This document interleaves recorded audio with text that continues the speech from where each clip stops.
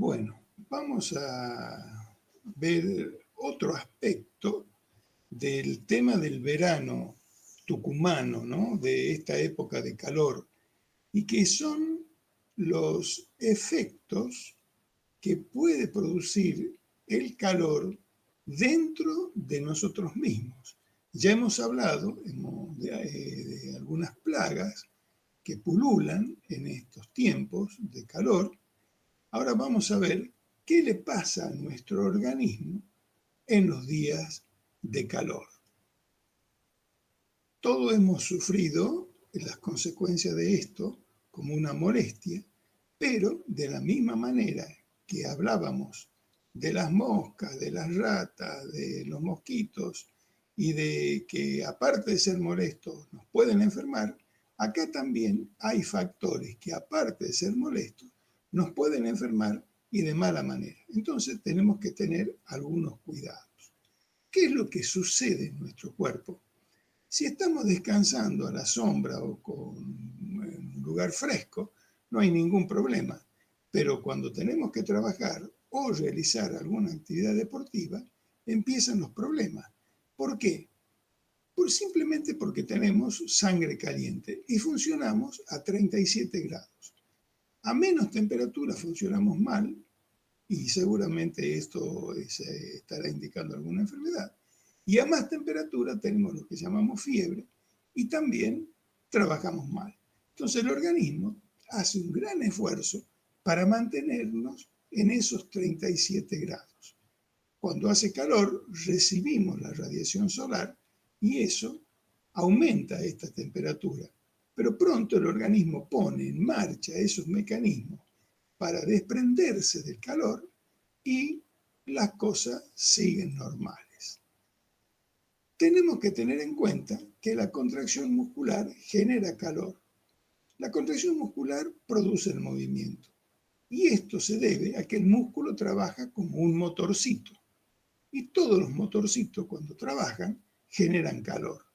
Parte de la energía se aprovecha en el movimiento y parte hay que desprenderla, como el motor de un auto que necesita el radiador para enfriar el agua que circula dentro del motor para que el calor no repercuta negativamente dentro del motor.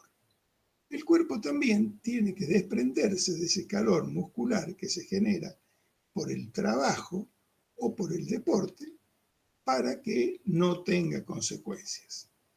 ¿Y cuál es esa manera? Hablamos recién del radiador del auto. Bueno, igual la piel se pone roja. ¿Por qué? Porque le llega una gran cantidad de sangre que busca la superficie para enfriarse, igual que el radiador del auto. Entonces nos ponemos rojo por la vasodilatación, llega más sangre y esto suele ser muy efectivo. El otro procedimiento que tenemos para perder calor es la evaporación del sudor. El sudor tiene esa misión.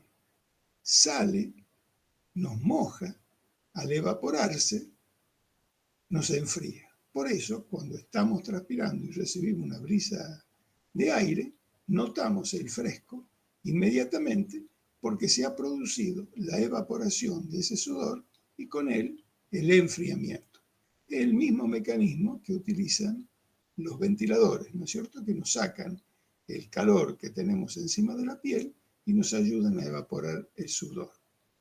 Si fallan estos mecanismos de protección y el calor no logra detenerse, el aumento de la temperatura, se produce lo que se llama golpe de calor o insolación. Esto tiene varias etapas. La primera etapa prácticamente es el hecho de ponerse colorado, que en realidad no se puede hablar todavía de un golpe de calor. Pero ¿qué es lo que pasa a continuación? Llega un momento en que la vasodilatación sola no alcanza, se empieza a transpirar. Si no hay una suficiente reposición de agua, esa transpiración termina por secar los depósitos de agua que tenemos en el organismo y la transpiración cesa.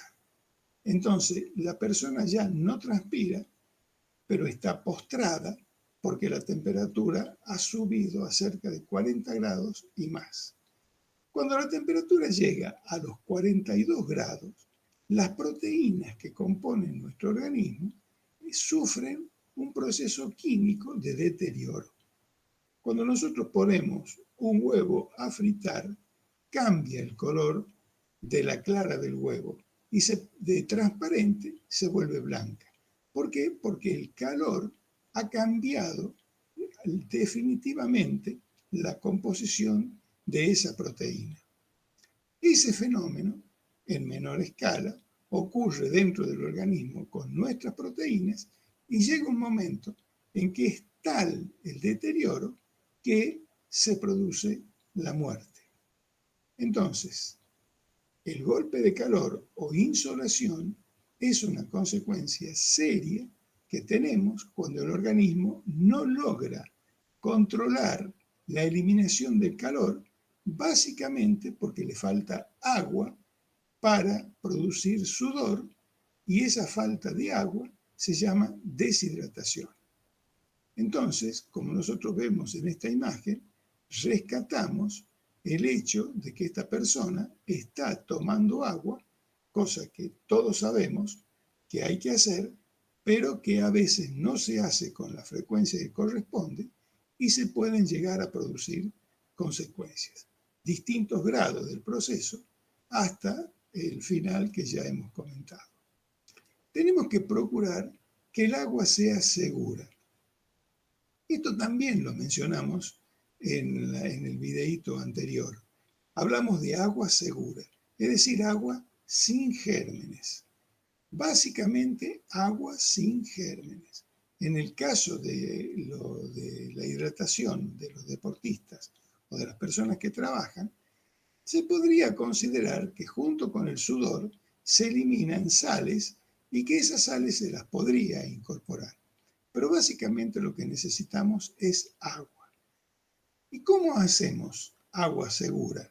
Si nosotros tenemos un agua de dudosa procedencia o tenemos miedo de que esté contaminada, a cada litro de agua le agregamos 2 gotitas de lavandina. La dejamos reposar 30 minutos y terminó la historia. Esa agua se ha transformado en un agua segura.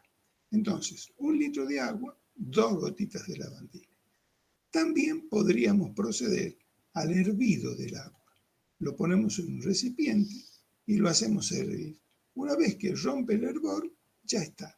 Han terminado su existencia los gérmenes más importantes que nos afectan y con esto podemos decir que es suficiente.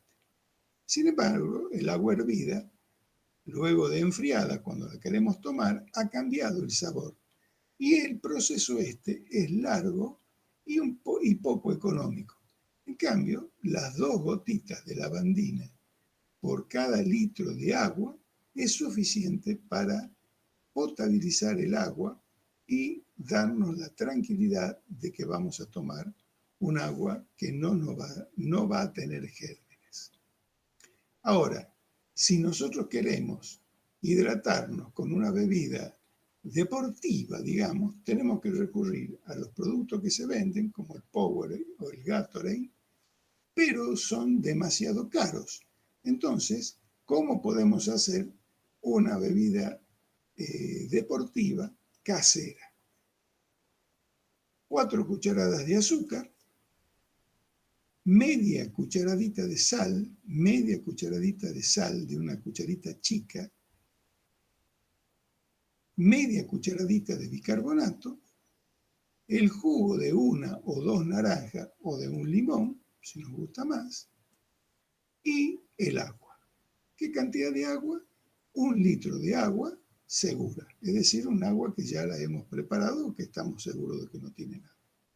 Con esto, nosotros tenemos un Gatorade casero que nos cuesta centavos y nos aporta la sal que tiene el sodio, el bicarbonato, que tiene las otras sales que también necesitamos, y la naranja que tiene el potasio.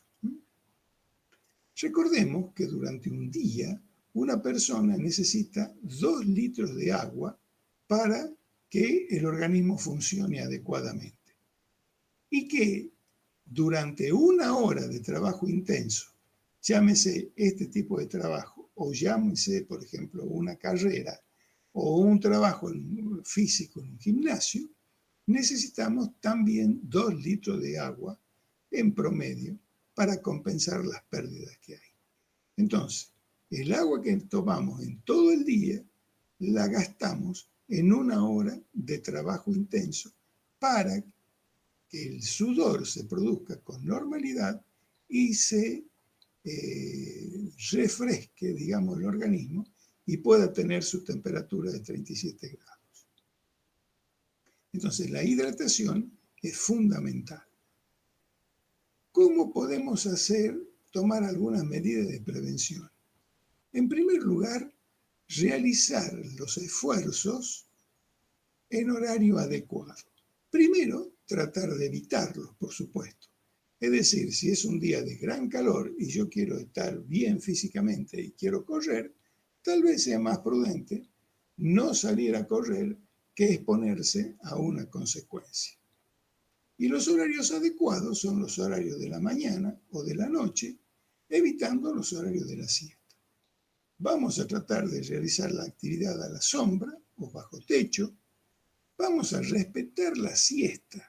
Esto que los porteños nos dicen que nosotros somos vagos porque nos gusta dormir la siesta, en realidad es una respuesta fisiológica normal del organismo.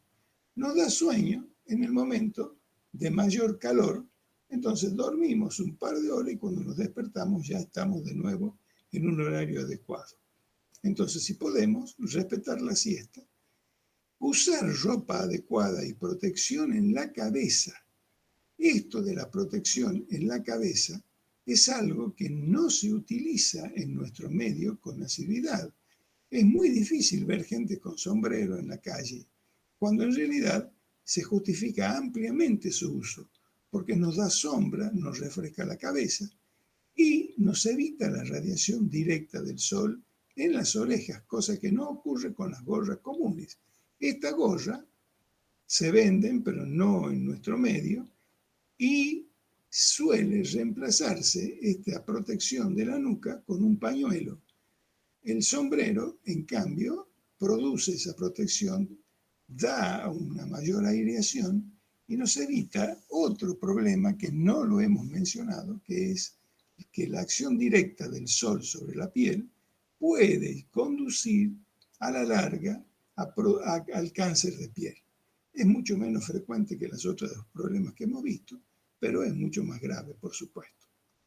Bueno, tenemos que tener cuidado también con los postrados. Es decir, si en casa tenemos un pacientito, un pariente que está en cama y que no se mueve, tenemos que tener mucho cuidado, porque esta gente no puede valerse por sí misma y no se puede hidratar correctamente.